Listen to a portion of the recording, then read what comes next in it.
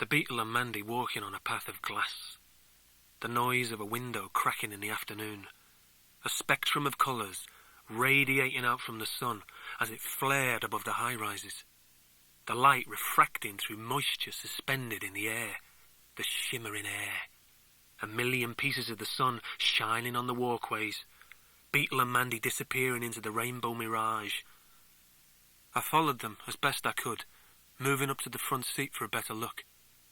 From every direction the crystal-sharp segments of smashed-up wine bottles and beer bottles and gin bottles caught and magnified every stray beam of Manchester light. The whole of Bottletown shone and glittered like a broken mirror of the brightest star. Such is beauty in the midst of the city of tears. In Bottletown even our tears flicker like jewels. Bottletown had only been round 10 years or so. Some kind of urban dream. In waves, people had moved in and moved out, leaving the place to the non-pure, hybrids only need apply. About a year later, the council opened a pair of bottle banks on the outskirts of the town, one for the white glass, one for the green. The nice people from the outlying districts would come there, just to the edge of dirtiness, in order to drop their evidence of excessive alcohol intake. The council stopped emptying the bottle banks, and anybody walking there had to sink into a bed of pain just to get near the good times. On one of the nearby walls, someone had scrawled the words, "Pure is poor." But I was watching Beetle and Mandy rise above all that, walking the stairwells, one by one, heading for the 4th floor. They would vanish from sight and then come back into view as they reached each landing. It was a rhythmic picture and I was lulled by it. I saw them for a moment just before they entered a 4th staircase, and then they were gone, and my eyes jerked up to the next landing, waiting for them. Waiting for them to reappear. Minutes passed, with no sign. And then Mandy was running along the 4th corridor, some stranger chasing her. I was out of the van in seconds, glass cutting through me trainers as I raced towards the ground floor entrance. Lift wasn't working, so what's new? I took the stairs 3 at a time. I could already hear Mandy's cries, even from down there, that low, and I didn't have a weapon. No gun, no knife, just these 2 weak arms, these legs, pounding up the stairs, 2nd landing, racing upwards, towards the noise, falling onto the 3rd landing, out of breath, sweat pouring off me. Get up, dumb fuck, keep going. Next stairs, I could hear Beetle's voice now, calling out in defiance. I was running through the feelings, struggling to find courage, and my left ankle was throbbing with a piercing ache. Don't start on me now, old wound. There was a fight going on, just beyond the stairwell, and I managed to pull myself back, holding on to fear. I glanced round the corner, taking it all in. The Beetle was down. He was down on the floor, his arms clutched round his head. 3 men were laying into him with kicks to the head, the chest, and the back. The men had that death-warmed-up look so popular with the younger Robo Goth, all plastic bones shining proudly through tight, pale skins. A woman was overseeing the attack. She had smoke coming off her, dark swirls of mist rising from her skin, just like Bridget when she was roused. Shadow Goth. Mandy's voice was echoing down the walkway, all the curses of the young and strong. Then she came into my field of vision, being dragged along by another 2 Robo-Goths. The woman had black webs over her eyes, and she was chanting a black litany. Pure is poor, kill the pure. Mandy screamed in pain as the Goths flung her against the wall and held her tight there. The Beetle and Mandy were out there, still fighting, and all I could do was cling to the shadows of a dead lift shaft, holding back the urge to run, to jerk out, except that this wasn't theatre. This wasn't a feather trip. Real life, like yellow feathers, has no jerk-out facility. This is why the 2 are so alike. A slithering noise at my feet. The Shadow Goth said, "I'm getting the tingle of another pure one, my brothers. Pure is coming." Shadow Goth had heard me thinking. Christ, girl must have a heavy shadow to think round corners into the darkness. I watched them from my depths, turning towards the darkness where I buried myself. Their Robo eyes were glinting with red lights, and the Shadow Goth had eyes of smoke, which were looking into my soul, seeing the fear there. The slithering was so loud now, I just had to glance down. Dream snake! Violet and green whisperings, snake seeking out me wound.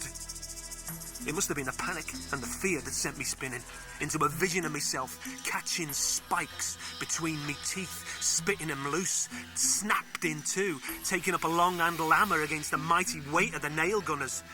Shit! I felt good. Done this low-level blues some years previous, but here it was again in me brain and totally featherless. Vurt was called Spike Attack, and usually I ended up dead from the spikes, one in each eye, but now I felt good, well good, and I wanted to take on the world, especially some thin-bodied smoke girl and her rusting Robo nerds. I stepped out of the shadows, kicking at the snake at the same time. It landed some 4 feet off, directly under the feet of one of the Robo Goths. He jumped back from the snake, losing his balance. Goth was falling. He looked a bad mess on the floor. This was me, Scribble, hero of Spike Attack, coming to the rescue. Some kind of fool. The snake was withering from the spiked-up strength of me kick. But somewhere between there and my reach in the fray, the Vurt dropped away and I felt a distant pain somewhere, far off. And then I realised it was me cheekbone. A fist like iron had smashed into it, and then another to the left eye, and I was down and thinking, this isn't me. I'm not like this. Last time I had a fight, I was 13 years old. It was me dad doing the beating, and I got hammered. This was some heavy kind of real life, and it hurt like a knife blow. Even more so because the glass shards were breaking me skin as I pressed myself into the floor, seeking relief. Found none. The girl's monkey boots swung back for another attack, and I was thinking, all I want to do is be in Vurt forever. Life's too much for me. I can't stand the pain. That boot never made it. There was a sharp cry of pain, and then a hard crack, and it wasn't me. It was nothing to do with me. I rolled over into a sitting-up position. Through a haze of blood, I saw Mandy pulling the goth girl back, away from my tender features. 2 of the Robo-Goths were nursing painful wounds. Man, I loved that girl just then, and I wished her total happiness and forevermore. The beetle had grabbed hold of a stray ankle. He was twisting it all around until you could hear the plastic bones cracking. I was on my feet again and the battle was turning.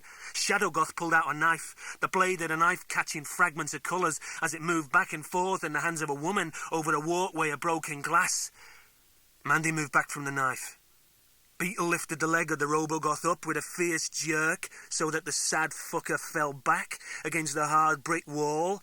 Shadow Goth swung the knife round to face him. Beetle just laughed at her.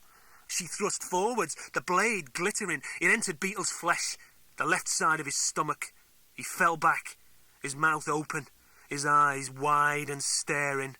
He clutched at the wound with his hands. Mandy went for the shadow. That new girl was proving herself. The blade came back round in a circle of colours. Mandy made a perfect move backwards, away from the slice, except that the Robo-Goth was waiting for her. He wrapped his arms round her body, pulling her back. The Shadow Goth moved in, holding the knife tight against Mandy's throat. The beetle was slumped against the wall, and I was the only one left to save the day. Hey, fuckers, you better leave my friends alone. The Shadow Goth laughed. The game's over, little man. Oh, fuck. Game's over. Just then a door opened, some 2 flats down, and a man stepped through. His hair was a long, thick net of grease, leading straight back into the doorway. Guy was beautiful. He had a dog on a long lead. The dog reached out with a vicious set of jaws, took a loud snap, came up with that errant dream snake in its jaws. The dog swallowed it in a quick gulp. The Goths looked back at the white guy with the jungle hair and the dog from hell. The beetle called from where he lay, "Tristan, my man!" Then the jungle hair. The fun's over. He had a shotgun cocked and ready, and a dog cocked and ready. No contest. The room was thick with haze and a jungle of hair. We were all safe and sound inside a 407, the home of Tristan. His girlfriend, Suze, was bathing our wounds with some herbal concoction. It smelt like the ripest fruit, but tasted like wine, and it touched our cuts with a sweet hand. Tristan had lodged his shotgun against the door jamb, just in case. Now he was mixing up a lethal brew in a stoneware pot. Suze dropped some seeds in there as well. It gave off a dense pall of smoke, and the smell was wondrous to the senses. Tristan smiled. Take a good sniff of that, me beauties. So we breathed deeply of it, as the gunmetal blue mist filled the room. And straight away I was into paradise land, touched by angels, caressed by spirits. Tristan ran his fingers through the smoke that was rising in thick waves from the herb jars. I looked at Susie. Her look was cool, serene, like she'd lived through some bad things but was now on the other side. It was the eyes that got you. They had a soft golden glow to them. This woman was affecting me. Maybe this smoke was getting to me. Through the haze, I saw that Mandy was flat out on the floor, wrapped up in the dog. His paws were all over her. Beetle saw too. That's one big Robo dog, Tristan. Carly? She's just a puppy. A puppy? That was the biggest dog I'd ever seen. What brings you round, Beetle? What else, Tristy? Drugs. What kind? Got some nice Mexican haze in. You're breathing it right now. I'm looking for some good Vurt, my man. Now, you know that's not really my trip. Not these days. I'm into natural things now. Vurt isn't natural. We're looking for English voodoo. Tristan went quiet then. He tugged for a few seconds at his hair. Suze felt the tug and responded in the same way, tugging back on the plaits that joined them. They were twinned crusties, sharing the same haircut. 6 feet of thick entwined hair stretched between them, and you couldn't see where one ended and the other began. Over the years their hair had knotted and knotted hard until separation was an unthinkable torture. They would walk the world together, never more than 6 feet apart. Now there's love for you. At last Tristan shook his head. English voodoo fucks. It leads to bad things. This was too much for me. Someone good, I said. Desdemona. Suze asked, who's Desdemona? Scribble's sister, replied Beetle. We lost her to the voodoo. Tristan nodded. I get it. Swap back time. It doesn't work, Beetle. I've never known it to work. Only a fool goes into English voodoo, said Suze. The Robo puppy had come up close to me, licking me face. I was doing my best to discourage her, but that dog just kept licking. Suze smiled. Carly likes you. Well, I was covered in dog spit now, so I couldn't argue. Tell us, Scribble. Something in Suze's voice got to me. Some kind of recognition. Like I'd known her for ages, without ever meeting. What was that feeling? Beetle looked at me. You'd better tell the story, Scrib. You're better at it than I am. So I told him. It went like this. Brother and sister, walking it home from a club. Vanless, way past the last bus time, no money for an ex-cab. We were halfway down the Wimslow Road when we heard a screaming. A woman screaming. And we took that walk right into a fist fight. A guy was clutching a woman, shaking her. She was screaming over and over, face twisted towards the indifferent traffic. Get off me! Stop hitting me! He's hitting me! Get him off me! Desdemona turns. I think we should do something. Oh, wow. Like, thanks, sister. What's going on here? I'm doing my best to sound cool and hard, totally failing. Black guy answers. Well, we just found this woman, man. We was just driving along. His car was parked just forward a small way, one wheel mounted up on the pavement. Another guy, a white one, was hunched up in the driving seat. There was a woman in the back seat, and she was kind of rocking, back and forth like a snake victim. She was screaming by the road, the black guy said. Just screaming, Desdemona shook her head. He's lying. I'm not fucking lying. I think we got him riled, because just then the woman found a way out of his arms. She ran straight into the road, banging on cars as they passed her by, scared faces peering out. Help me! Help me! Nobody stopped. Who the hell stops these days? The black guy was just standing round, hopping from foot to foot, building his anger up. White guy just sitting there in the car chewing gum. Desdemona had opened the back door. Now she was reaching in to help the swaying woman, searching through the handbag. Girl's in a bad way. She's feathered up on something. I can't move her. What are you doing, sister? I'm looking for an address. I think these men are using her. Big deal, sis. There's a bad guy out here. Keep him off, Scrib. Well, thanks for that. Like how? The black guy was up close now, waving his fists around, close enough to do damage to a soft face. Sound of a cop van in the distance, fists faltering. Sometimes, don't you just love the cops, despite the fact that they've hurt some good friends of yours? Because sometimes, just occasionally, they turn up in the right place at just the right time. Don't you just love them for that? Cop sirens sounding, and the black stepped back a small step, then another. Then he was running, out of there. White guy started the car engine. Desdemona was half in, half out of the car. I found something. The car started to move off, and Des was thrown out, hard to the pavement. The siren bursting in my brain as the cop van pulls up in front of the car, wheels squealing, blocking the escape. And although my sister's body was on the floor, although she was obviously in pain and the sun wasn't even awake yet, never mind rising, still I could see her grasping tight hold of something. It was feathery, and it was glinting yellow as it passed through the air towards her pocket. What have you got there? What you got there, sweet sister? Must be a beauty. If only I'd known then. If only. Desdemona and I, back in the Rusholme Gardens, fingering the feather.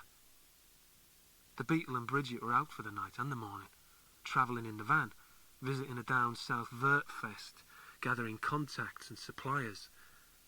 The cops had taken some details, pronounced us innocent. We were back home, and it was all ours. The flat, the feather, the love. Wonder what it's called. Desdemona let the feather's yellow lights shine under the table lamp. The feather was 70% black, 20% pink, 10% yellow. There was a pale space on the shaft where somebody had peeled the label off. Plug us in, Des. No way, not on our own. She was following the Beatles' rules. Nobody goes in alone, just in case it gets real bad in there. Go on. We got each other, what can go wrong? This I will never forgive. Beatles doing it, Des. Right at this moment, down south. Come on, sister, he's at a Vurt fest with Bridget. Of course he's doing it. He's in Vurtland right now. We'd never done a yellow before, Scrib. This was true. Yellows were ultra rare. Low-lifers just didn't come across them. It's not a full yellow, it's just got some yellow in it. Look, a tiny amount, it's safe. She gazed at the feather for a full minute, saying nothing, just drinking in the rainbow of colours, and then finally, let's do it, Scrib. And she looked at me, with those eyes made out of plums, juicy plums, as I stole the feather from her hands. Some things just seemed bound. We went down together, sister and brother, falling into Vurt, watching the credits roll. Welcome to English Voodoo. Expect to feel pleasure. Knowledge is sexy. Expect to feel pain. Knowledge is torture. Last time I saw my sister, she was falling through a hole in the garden, clutched at by yellow weeds, cut by thorns, screaming my name out loud. A small yellow feather was fluttering at her lips.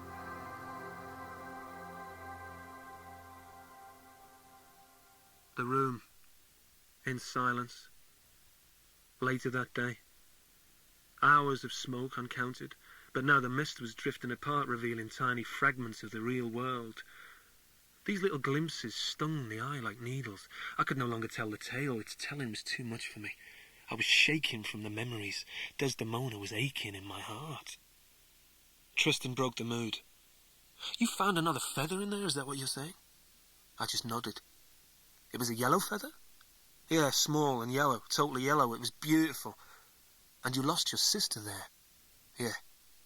And got what in return? I don't know what it is, some kind of Vurt alien. We call him the Thing. Tristan nodded. The rates of exchange are complex. Nobody really knows how they work. Only that a constant balance has to be kept between this world and the Vurt world. Both worlds must always contain the same worth. The thing can't be as worthy as Des. Just can't be. In his own world, the thing is loved just as much. Everything adds up. The game cat tells you this. Believe me, the game cat knows. What do you know? Tristan looked over at Suze before answering. Your sister took Curious Yellow. Oh, Christ. Even the beetle was aroused, out of haze slumber. Curious Yellow? Holy shit, we're fucked, Scribble baby. Curious Yellow was often talked about, never seen, never felt. It was up there, in the higher echelons, where the demons and the gods lived. Nobody pure could ever touch it.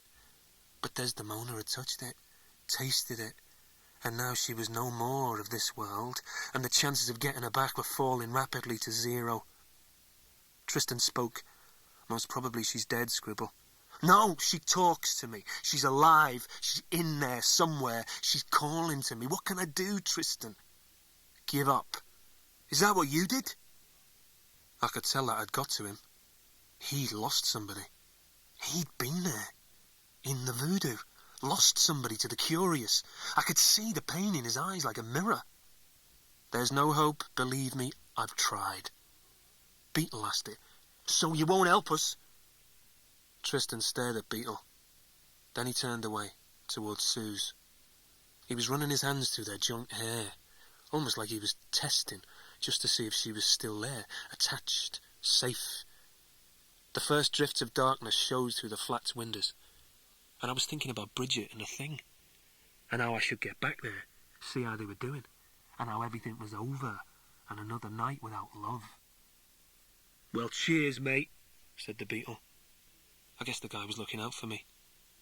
Tristan didn't look at him. Carly will see you home. Walking along a gangway, like on a tall ship, concrete ship, miles above the sea of glass. Me, Beetle, Mandy, Tristan and Suze. Oh yeah, and the dog, Carly.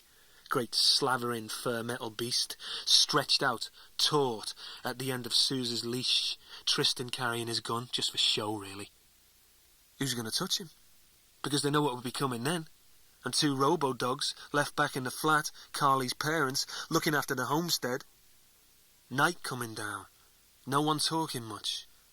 Each still strung out on wisps of herb. Just enough to make the world seem kind of beautiful. Even this place. And I was thinking, well, perhaps all is well.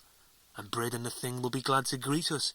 And we don't need this old crusty anyway. We were the stash riders, and Desdemona was one of us, and we would be back together just as soon as I got me shit together. We'd reached the bottom of the stairs, and we could smell fire in the air. Dogs were howling all through the Bottletown night. Mandy sniffed the air. What's that? Suze answered. Some jokers, don't worry. Happens every night, added Tristan. They love to burn things. They call themselves the Tortures. Crazy tribe. It'll be some waste bin. But I knew. But I fucking knew it. We turned the corner of a dead lift shaft into the car park, and there was our lovely Stashmobile in a shroud of flames. Burning. Burning. The van a forest of fire. No one could live through that. No one. Low-level shadow girl and an alien from Vurt. Gone to the flames. Midnight. A drift of smoke. The van a pile of metal bones, blistered leatherette, melted rubber. My mind burned just sitting there on a vandalised bench watching the van's corpse slowly fading. The beetle had smeared his driving gloves with a full tube of Vaz, and then he'd gone up close to the dying flames, grabbed the back door handle, wrenched it loose. The door swung open, letting out a thick cloud of smoke. I'd watched the beetle brave the smoke and the heat, thinking what a good guy he was. Then he turned away from the van and walked towards me. His face was soot-blackened. They're not there, Scribble. I just looked at him. They're not there. It's empty. Bottletown kids, laughing and dancing in the orange night, and me just sitting on a broken-down car park bench, thinking about the world, and getting licked to fuck by a mixed-up pile of dog flesh and plastic named Carly. Shards of glass under me feet, the colour of dreams. In Bottletown, even our tears flicker like jewels.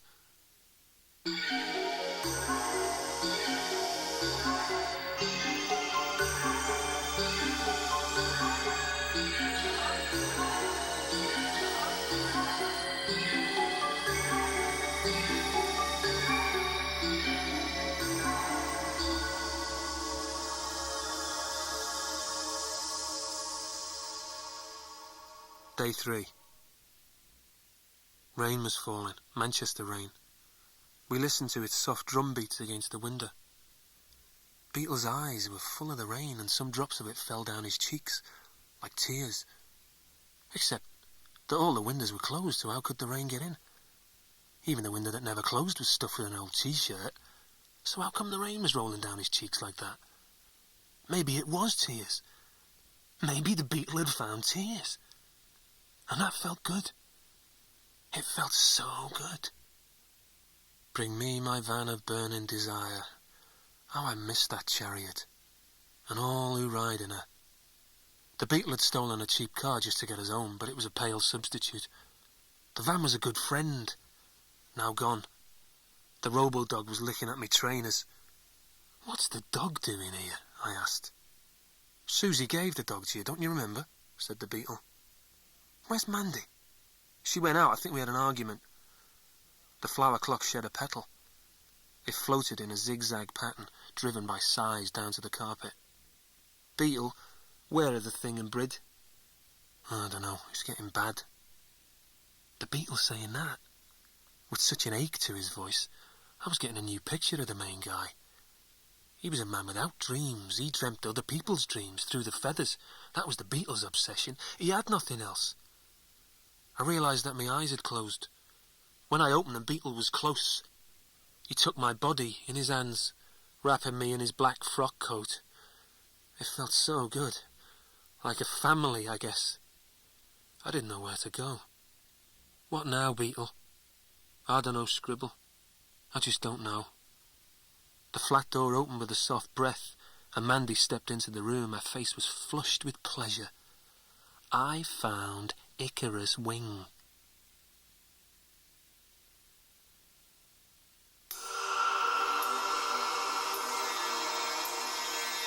I was coming in the lips of Venus.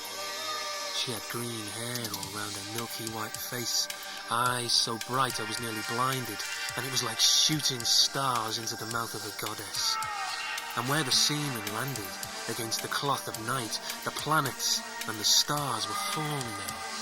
I was making planets with me cock, coming on like God in heat. It took 6 nights to come the whole universe. On the 7th night I rested, with a giant spliff, some wine, and a screaming headache album, and a packet of biscuits, arrowroot biscuits. Felt like sitting inside someone's head, which it was. The final credits rolled. You have been dreaming Godhood, starring Cinders O'Juniper and Tom Jasmine. Over this, they were playing the national anthem. This is the land that I love, and here I'll stay. Brought to you by the Chimera Corporation, directed by Maeve Blunt, produced by Hercules Smith. Me and the Beetle, Mandy between us, was sitting on the back row surrounded by snogging couples, triples, multiples, a splattering of loners in love with fingers. Carly the Robo bitch was lying on the floor between my legs. Script by Byron Shanks, lighting by Jules Bulb. People were getting up to leave the shimmy, pulling the pink feathers out of their mouths, dropping them on the parquet. Sound by Cher Thonar, edited by Icarus Wing. Mandy, I love you! B was hugging her to his chest. Her hands were playing over his lap. I loved her too. Felt like me cock was on fire. Mandy had found Icarus. She'd gone back to Seb's flat, found him in, forced the knowledge out of him. Don't ask how, no matter. The game was on.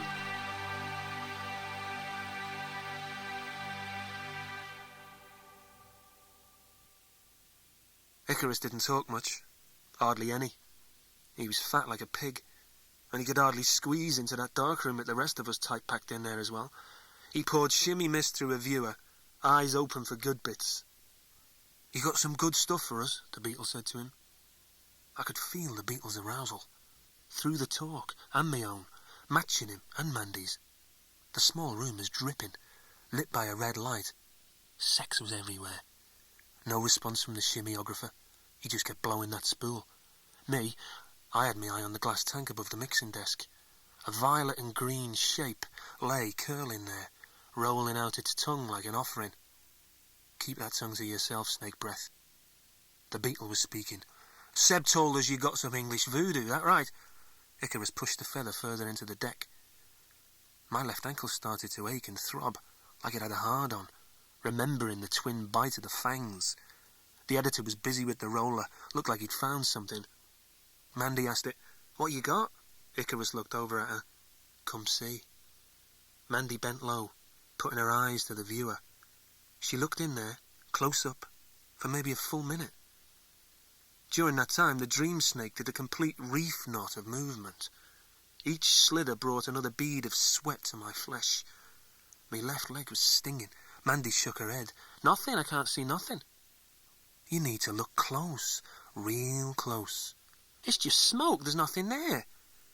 "I'm turning mist into Vurt. That's my job. Not even that this time. I'm just cutting bits out, chopping out the bad bits, making it suitable. I'm making it legal. That's my job." Not much of a job, is it? No answer to that.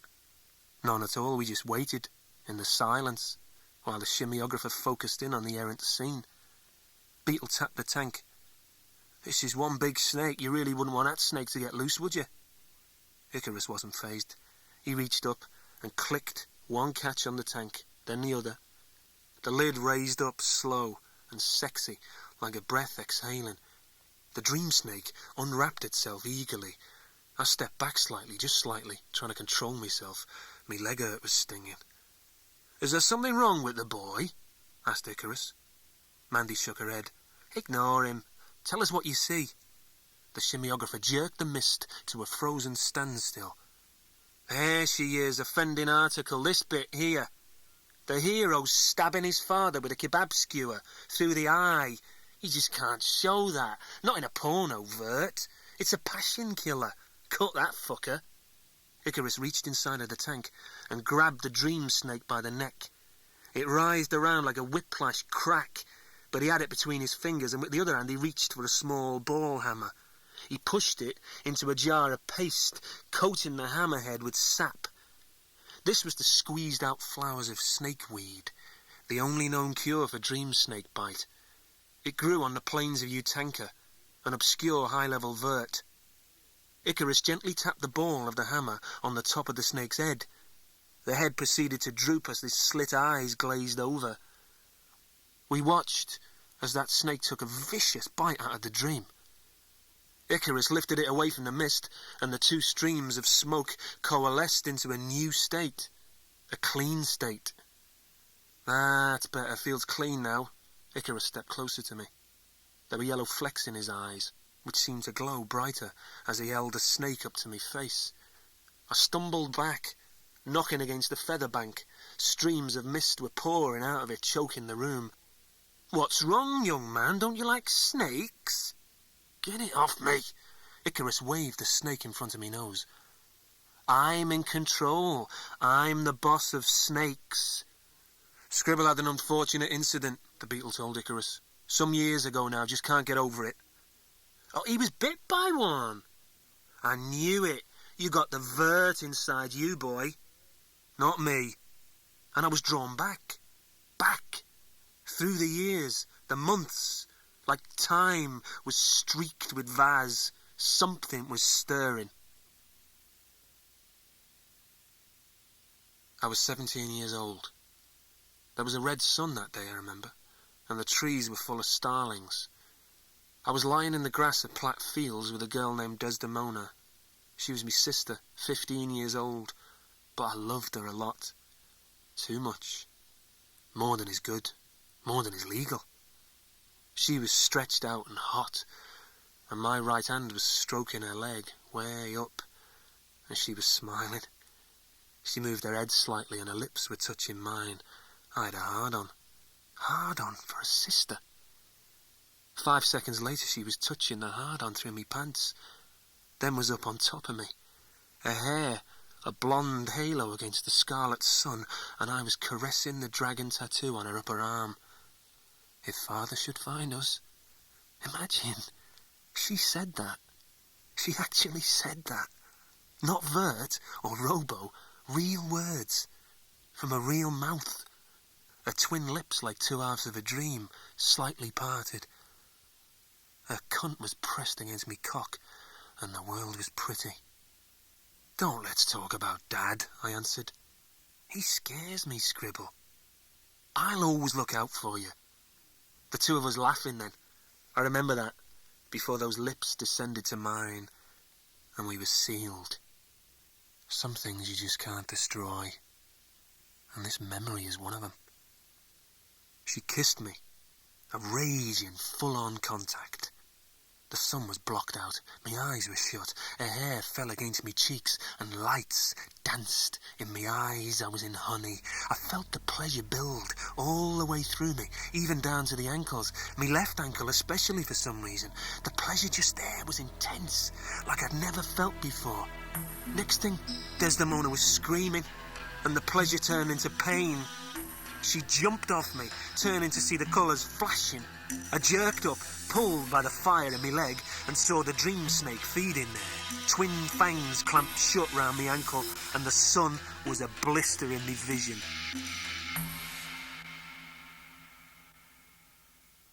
I opened my eyes to the barking of a Robo dog.